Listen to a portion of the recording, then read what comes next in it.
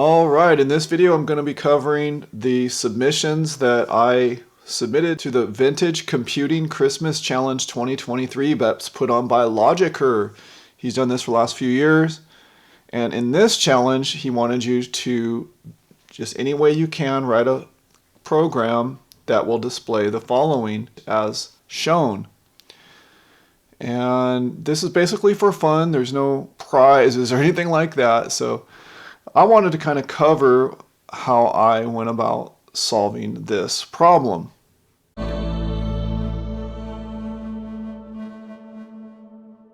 So I decided to use the CBM Program Studio to try to solve this problem, and I was using the screen editor to try to figure out what the spacing was in between all the characters.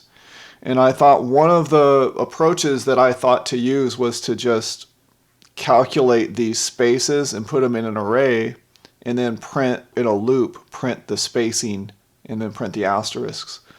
And it's probably a flawed approach, but that was what I decided to do, and I did this here. And so I have these three arrays. And in the arrays, I have 5, 4, 3, 2, 3, 4, 5. So you have 5 spaces, 4, 3, 2, 3, 4, 5. And that was the first array. And then the second array, which I labeled B, it has 0, 1, 3, 5, 3, 1, 0. So that's the space in between, 0, 1, 3, 5, 3, 0. And then the third array, I had 5, 3, 1, 0, 1, 3, 5.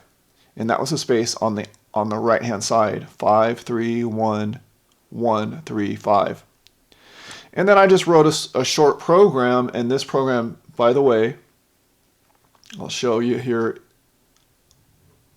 does not work properly. This was my first cut at it. So when you run it,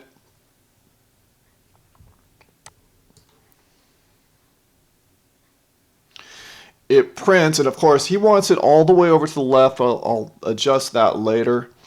But what was happening is when you hit print, these print commands, when you go to print the second asterisk, the one that's on this right-hand side, well, where the value of the array was 0, it wasn't overlapping. I could not make it print. It had to print a space. It couldn't print a space with the value of 0, and so it wouldn't print anything. And the way I decided to tackle that issue was essentially, when the value of the array was 0, to move the cursor to the left one space.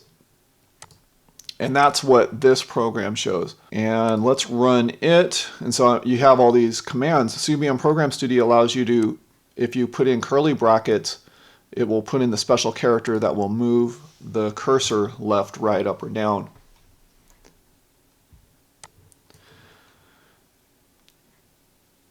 And then you see, with that little fix and then throwing it in a loop, going across 3 times, I was able to get that working.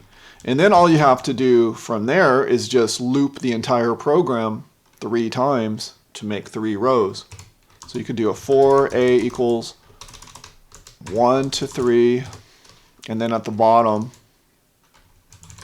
next a. And since I don't have a clear screen in there, just space it off. And so when you do that, you have this issue. So you're like, oh, all I had to do is just loop this 3 times. But the problem is there's a print statement right here. And that print statement sort of messes you up for the next time. And in order to fix that, there's another little, this by the way is a kind of a kludgy solution. I'm going to get to how I resolved all of this. Again, this is the program that you add the for loop in there, and you have this issue. But in order to resolve that, what I did was, instead of just hitting print, in between the loop, the looper, I went ahead and moved the cursor up 2 lines, and that seemed to resolve that part of the issue, and that was the way I was able to get this program to run for the first time, almost properly the way that he wanted it. So now, if I want this snug up to the left side, I have to subtract 2 characters off right here. sort of the easy way to do that is to just go into this array and subtract 2 off of these values. And that's what I did in this version right here. So when you run it, it shifts it over 2 characters, getting it more in line with what Logiker was looking for.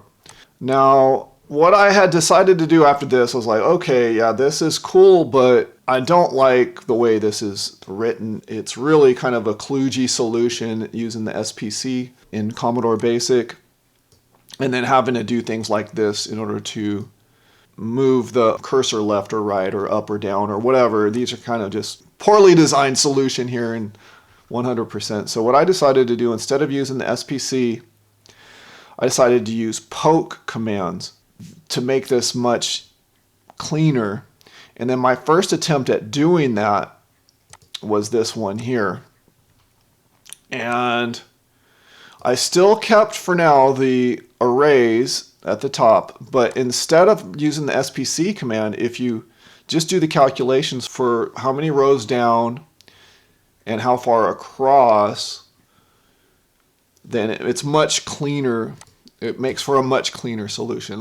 So what I realized with this program when it runs, because the SPC command adds a space,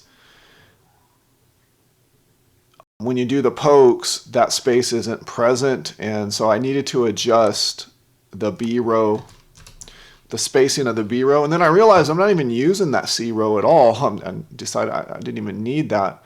And so on the next iteration, what I did was I rimmed out that line, and then I made some adjustments to that B row. Instead of 0, 1, 3, 5, 3, 1, 0, it is now 0, 2, 4, 6, 4, 2, 0. So this is more along an even numbers, 2, 4, 6.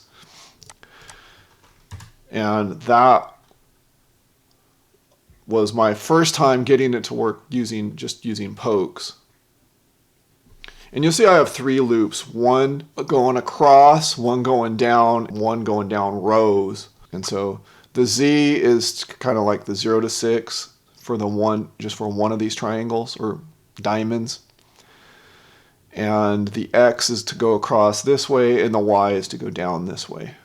And then from here, this is where I was like, well, if I don't need this C row, what can I do to get rid of these arrays? Because this array is kind of inefficient and takes up a lot of characters, and I'm trying to make the code smaller. So this one, I just kind of took out the 3rd row, and then I was trying to brainstorm how can I go about getting rid of this B array. So the B array goes 0, 2, 4, 6, 4, 2, 0. Now let's run that and we can print out what the values are. So if we look at what just the value of the array here, B, is, if we print it out, print the value of B sub Z, all I need to do is somehow, if I could calculate these numbers, 0, 2, 4, 6, 4, 2, 0, if I could somehow calculate those rather than using the array, then I wouldn't need the array at all. And that was when I came up with the idea, well, I could go, instead of Z 0 to 6, I could go -3 to +3, and then I could do a calculation for this.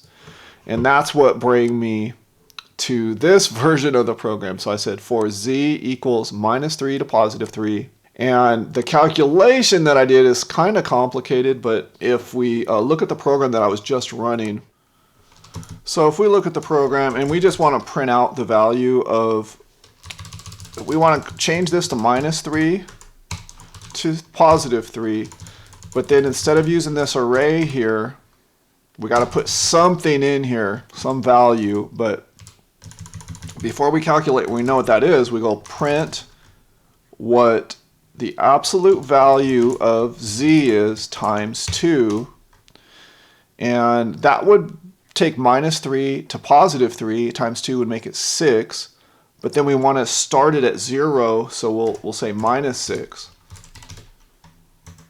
So then it's minus 6420, and we don't want that to be minus, so we have to take the absolute value a second time. And so you end up with two absolute values in there. There might be a better way of doing that, but this is what I came up with. And then that way you have 6420, and then so on, a repeating value, and you don't need that array. And that brings me to this version of the program where I commented out the array, then I put that code in. And this is sort of how I'm iterating through the process and trying to make the program smaller, but while at the same time trying not to break it. So next, I basically was doing the same thing. Now that I've gotten rid of, or I've calculated the array for B, how could I do the same thing for this array for A? What I need to see is 5, 4, 3, 2, 3, 4, 5. And what I forgot to mention, so I recalculated for the value of B here, but because we changed Z to a -3 to a +3, I also had to take the absolute value of Z and add 3 to still be able to use this array A here. So what I want to try to figure out is how to eliminate that array A altogether.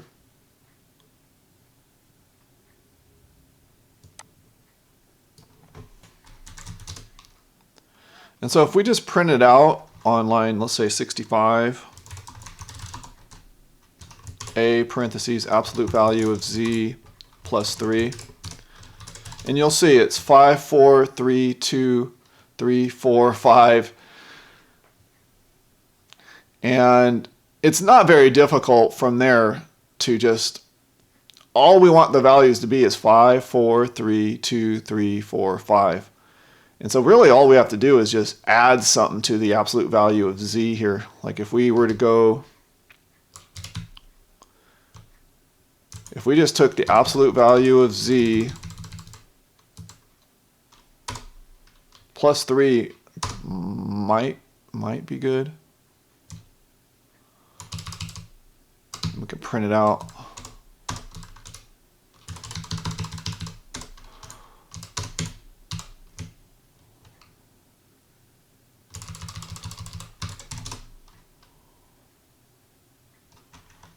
And so that does look like that works. And if I remove my print statement,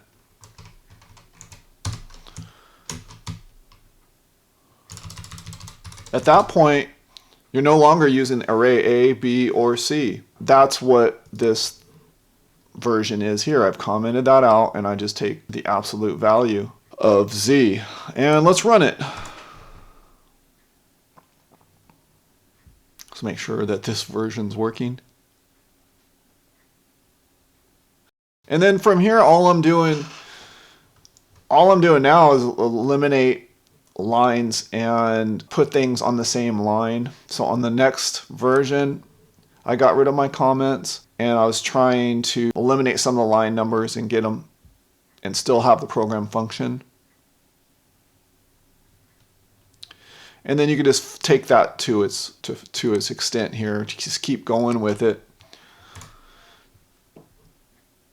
And then eventually you'll get it, if you're lucky, you can get it all onto one line. So here I got it on 3 lines. Now that you've gotten this far, you can start doing the abbreviations like P-Shift-O for poke, F-Shift-O for 4, eliminate the space in between here, A-Shift-B for absolute value. And that brings me to this version. And you just want to do it slowly, because if you do too many changes at once, oftentimes you can break things. And then after that, you just delete the spacing, put it all on the same line. And you end up with something that looks like a weird formula, and it's very difficult to read. But once you do that, CBM Program Studio allows you to put all that on a single line. Now, this normally is not short enough to run to be a one-liner, So if I were to go in here and try to make a change or just hit enter and then list, it stripped out that third line. But somehow CBM Program Studio stuffs it all onto one line and makes it work. So it's kind of a cheat. But that is how I ended up with my submission for the basic version. And then I decided I'm not going to do an assembly language because I spent a lot of time just doing this. So I used this for my basic submission for the Logiker 2023 challenge.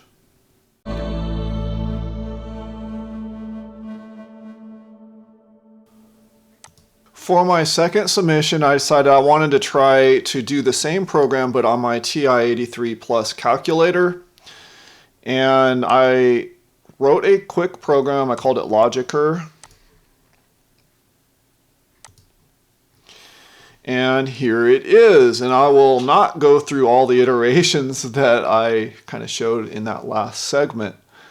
But this one's fairly simple. What the calculator has is an output command, which is kind of like a poke, but it'll display anywhere on your screen where you tell it. So you can say, what I decided to do was use a feature of the calculator that will allow for scrolling, where if you go to the bottom, if you use the display command and you do that 8 times, it will kind of go to the bottom of the screen. And then once you're at the bottom of the screen, you can use this output command to put characters where you want with the variable. So you can say row 8, column P, put an asterisk, and then similarly row 8, column Q, put an asterisk. And then when you're done with that row, you do another display command and that will shift it up. And then you can loop it to display the next line. And I use the same kind of math that I used in the previous segment to tell the calculator how to calculate the values for P and Q. And then once you did that, you end up with the output. When you run the program, that's the output you get. I can show it on the calculator. I might do that. The screen is only 16 characters wide by 8 characters down, I think. And so what I decided to do was display half of the diamond on the far right. And that's why these if statements are in there that aren't in the basic program. Because if you try to display a character outside the width of the screen, it'll flag an error and it won't run. And that is the output that generates. And so I was happy with that and was able to get that submitted for the Logiker. I don't know if it's going to be valid or not, but that's what I decided to do for the TI-83 Plus for my submission.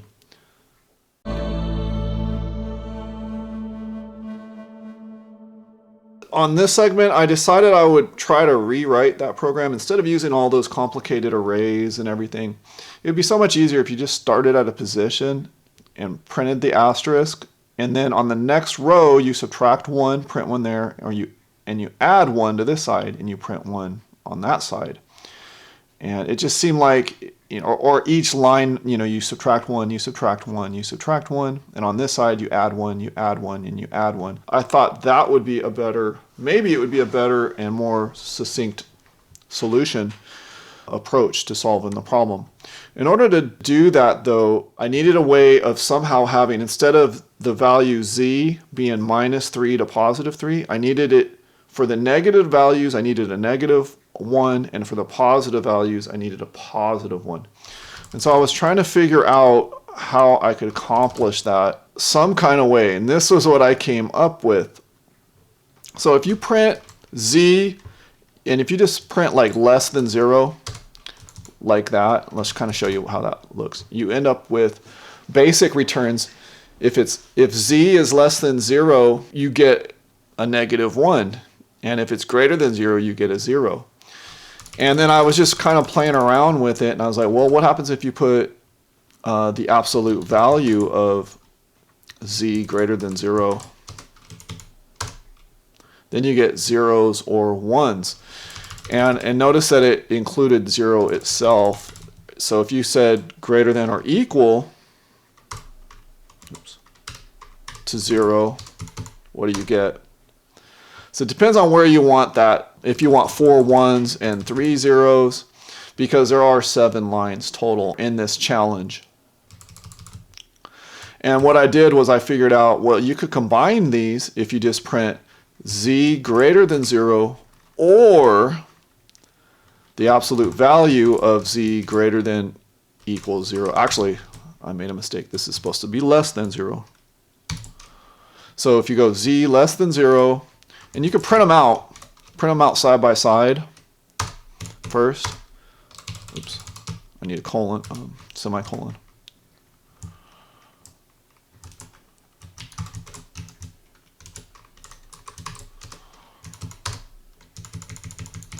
Oh, how have I messed this up here? I should be able to do it like that.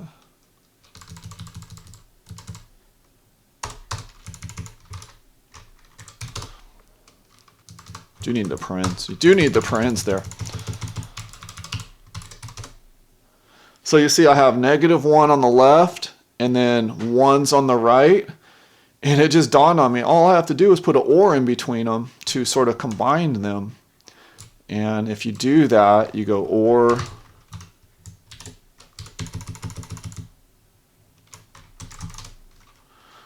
the absolute value. So you or them together, and when you run it, now you get -1s to +1s. And that was what I could use to calculate on the left and right sides. That's why I can go -1, -1, -1, or I can go +1, +1, +1 on the right-hand side. And so my first attempt at a program using that methodology was this one right here. And I was trying to build on it. Now it just draws the diamond shape. And all I had to do is add a loop, a couple more loops to draw 3 of them going across or 3 of them going down. And so that was my first one. And then as I mentioned, all I had to do is add a loop to add the additional rows and columns. And so that one here just goes going down, and then I need one to go across to the right. So that's what these are here I'm showing. And just out of the interest of time, just to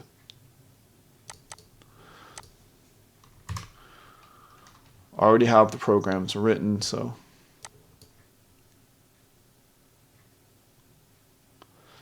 And see there, basically that's the whole program. It's similar to the other one. I don't know if it's any shorter. At this point I wasn't sure. So on the next iteration, what I wanted to do was remove some of the line numbers, get rid of some of these, combine some of the next statements into one line. And that's what I did in this version, kind of got it to 3 lines, make sure it still works. And then on my final attempt, I combined it all in one line by putting all the abbreviations and shortcuts and everything all on one line. And then I adjusted the value right here so that it would start at the beginning of the line. I believe I put that in. Yeah, so there it goes. And when I look at that version compared to my other version, this one is actually longer than the first solution that was in the first segment of this video. So I did not end up submitting this version, and I didn't end up using it, and I didn't feel like, oh, I notice here it doesn't all display on the line on the video. So it's here's the entire program.